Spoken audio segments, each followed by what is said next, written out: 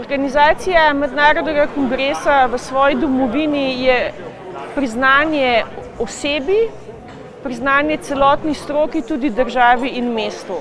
Ker vemo, da težko je v tako majhni državi postati mednarodno odmeven in to, da ti znanstveniki, recimo odlični strokovnjaki, zaupajo do te mere, da ti zaupajo organizacijo kongresa, pridejo, pripeljejo svoje mlade raziskovalce, svoje mlade kirurge, da imaš ti kot predsednik kongresa možnost, da daš svojim mlajšim priložnost, da se predstavijo, ima velik pomen. In jaz sem bila hvaležna, se pravi, tako mednarodni skupnosti, tako kot mestu in državi za to možnost, da sem lahko organizirala.